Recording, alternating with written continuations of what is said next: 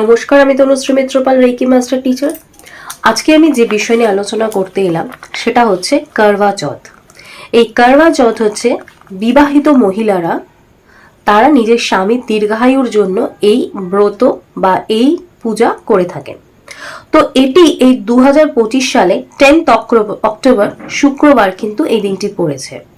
তো এই সমস্ত কিছু এই দিনকে জানাবো এবং তার সাথে থাকছে একটা সুইচ ওয়ার্ড। এই সুইচ ওয়ার্ডটাও আপনারা চ্যান্টিং করবেন এবং আপনাদের লাইফে আপনারা একটা প্রোগ্রেস, একটা সুন্দর হাজব্যান্ড ওয়াইফের রিলেশন আপনারা পেতে পারেন। তো পুরো ভিডিওটা কন্টিনিউ দেখুন, দেখবেন অবশ্য করেই ভালো রেজাল্ট পাচ্ছেন। তো এই যে করওয়া চৌথ, এটা তিথি হচ্ছে কার্তিক মাসের কৃষ্ণপক্ষের চতুর্থ তিথিতে কিন্তু এই করওয়া চৌথ তিথি পালিত হয়। এবার এই দিনকে আমরা কি কি করব? যারা ব্রত করুন বা না করুন, উপবাস কিন্তু অবশ্য করেই করতে হবে। তার সাথে সাথে যারা কুমারী মেয়েরা রয়েছেন তারাও কিন্তু এই সুইচ ওয়ার্ডটা ইউজ করতে পারেন। যারা চাইছেন যে যাদের বিয়ের সমস্যা হচ্ছে, বিয়ে হচ্ছে না, তারাও কিন্তু এই সুইচ ওয়ার্ডটা ইউজ করতে পারেন। সুইচ ওয়ার্ডটা আমার ভিডিওর মধ্যে দেওয়া থাকবে। তাদের বিয়ের কিন্তু সমস্যা যেগুলো বাধা থাকে সেটাও কিন্তু কেটে যাবে। এই দিন থেকে কিন্তু সেটা স্টার্ট করতে হবে।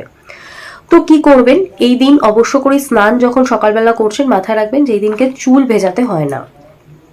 তার সাথে সাথে আপনাকে সার্গির একটা ব্যাপার থাকে, সার্গিটা আপনাকে নিতে হবে। সার্গি আপনি কার কার থেকে নিতে পারেন? প্রথম যেটা নিতে হয় সেটা হচ্ছে শাশুড়ি মার থেকে নিতে হয়। এছাড়া আপনি আপনার জেঠরানী বা আপনার দেবরানীর থেকে নিতে পারেন, বা যেটাকে আমরা বলি বড় যা বা ছোট যা, তার থেকে নিতে পারেন। আপনার কোনো ফ্রেন্ডস মানে বান্ধবীর থেকেও কিন্তু আপনি সার্গি নিতে পারেন। আর এই সার্গি নেওয়ার যে সময় সেটা হচ্ছে ব্রহ্ম মুহূর্ত। ব্রহ্ম মুহূর্তে কিন্তু সার্গিটা নিতে হয়।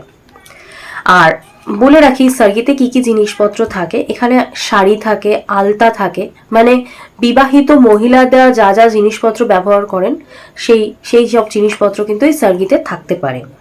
যদি কোনো মহিলার পিরিয়ডস এই সময় হয় তাহলে আপনি উপবাস করতে পারেন, কিন্তু আপনাকে পুজো কিন্তু এই সময় করা যাবে না। আর বর যাদের দূরে থাকবেন তারা সমস্ত কিছু বিধি নিয়ম করে, এখন তো ভিডিও কলের যুগ, তাই ভিডিও কল করে কিন্তু আপনি আপনার স্বামীকে দেখে আপনি উপবাস ভঙ্গ করতে পারেন। আর শেষে বাইরের আরেকটা কথা বলে রাখি, যারা এই উপবাস করছেন, পুজো করছেন, কিন্তু তারপর এন্ডে বাইরের খাবার খাচ্ছেন, সেটা কিন্তু করবেন না। এই দিন নিরামিষ খাবার এবং ঘরের খাওয়ার চেষ্টা করবেন। এটা কিন্তু করা খুব দরকার। যাদের ধরুন ডেলিভারি হয়েছে, বাচ্চা একদম ছোট, তাদের ক্ষেত্রে বলে রাখি, বাচ্চার যদি 6 দিন বয়স হয়ে যায় তাহলেই কিন্তু এই ব্রত পালন করা যায়। কিন্তু আপনারা পূজাটা করবেন না, আপনারা ব্রত বা উপবাস করতে পারেন। আর এক্ষেত্রে বলে রাখি, আপনারা শাশুড়ি মাকে কিন্তু গিফট দিতে পারেন এই সার্গি নেওয়ার জন্য বা করওয়া চৌথ উপলক্ষে, কিন্তু নিজের মাকে কিন্তু এই অনুষ্ঠানে কোনো গিফট দেওয়া যায় না। আর এই দিন বরের দিন, তাই সব থেকে কথা বলে রাখি, সংসারে থাকতে গেলে ঝামেলা অশান্তি সবকিছুতেই হয়, কিন্তু আপনাকে কিন্তু আপনার প্রত্যেকটা দিনকেই গুরুত্ব দিতে হবে। কিন্তু এই দিন স্পেশালি আপনাকে কিন্তু আপনার হাজবেন্ডের সাথে কোনো আর্গুমেন্ট বা কোনো ঝগড়া অশান্তি করলে চলবে না। আমরা মহিলারা কিন্তু জেনারেলি হাজবেন্ডের ওপর অনেক ঝগড়া, অনেক কিছু অভাব অভিযোগ জানিয়ে থাকি, কিন্তু এই দিনকে কিন্তু আপনাকে সেটা করলে চলবে না। তার সাথে সাথে এই দিন বরকে আপনাকে জোর করে সকালবেলা ঘুম থেকে তুললেও চলবে না, তাকে নিজের মতো থাকতে দিতে হবে। দেখুন, প্রত্যেকটা সংসারেই ঝগড়াঝাটি অশান্তি হয়, বাট তারপরও ঝগড়াঝাটি অশান্তি সেটাও একটা যেমন দিক, তার সাথে সাথে বলি আপনাকে কিন্তু আপনার হাজবেন্ডের প্রপার রেসপেক্ট এবং তাকে যথেষ্ট মান সম্মান দিতে হবে। তার সাথে সাথে আপনি কি করবেন? দেখুন, যারা অবিবাহিত তাদের ক্ষেত্রে বলে রাখি, তারা কিন্তু এই দিনকে সারাদিনে 3 বার একটা গুড অ্যাফার্মেশন দিতে পারেন। আয়নার সামনে দাঁড়িয়ে আপনি বলতে পারেন যে আমার খুব সুন্দর হ্যাপিলি ম্যারিড লাইফ চলছে। এই জাস্ট এই উদ্দেশ্যে আপনি গুড অ্যাফার্মেশন দিতে পারেন সারাদিনে 3 বার। সেটা আপনি সকালে একবার, দুপুরে একবার এবং রাত্রিবেলা 3 বার আপনি করতে পারেন। আর যাদের হাজব্যান্ড ওয়াইফের মধ্যে প্রবলেম চলছে তাদেরকে বলে রাখি একটা টিপস, সেটা হচ্ছে যখন হাজব্যান্ড বাড়ির বাইরে থেকে বাড়িতে আসছে তখন তাকে জল দিন। সেটা আপনি নুন মিষ্টি দিয়ে দিতে পারেন শরবত করে, বা যে কোনো অন্য কিছুর ফলের জুস বা যে কোনো শরবত আপনি আপনার হাজব্যান্ডকে দিতে পারেন। এতে কিন্তু আপনার হাজব্যান্ড আপনার প্রতি একটা যে বলে না বশীকরণ করা, সেই বশীকরণের ব্যাপারটা হয় না। এতে কিন্তু দেখা যায় হাজব্যান্ড ওয়াইফের রিলেশনটা খুব স্মুথ হয়।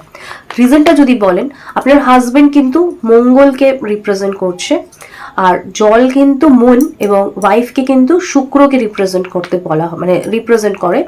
তো এতে কিন্তু একটা রিলেশনের যে বন্ডিং সেটা কিন্তু হয়। আর বলি, এটা কিন্তু এই দিন থেকেই স্টার্ট করতে হবে। আর এক্ষেত্রে আমি আপনাদেরকে একটা সুইচ ওয়ার্ড দেব, যেটা হিন্দিতে, সেটা আপনারা যদি এই দিন থেকে চ্যান্টিং করেন তাহলেও কিন্তু আপনাদের হাজব্যান্ড ওয়াইফের রিলেশন স্মুথ হবে বা ভালো থাকবে।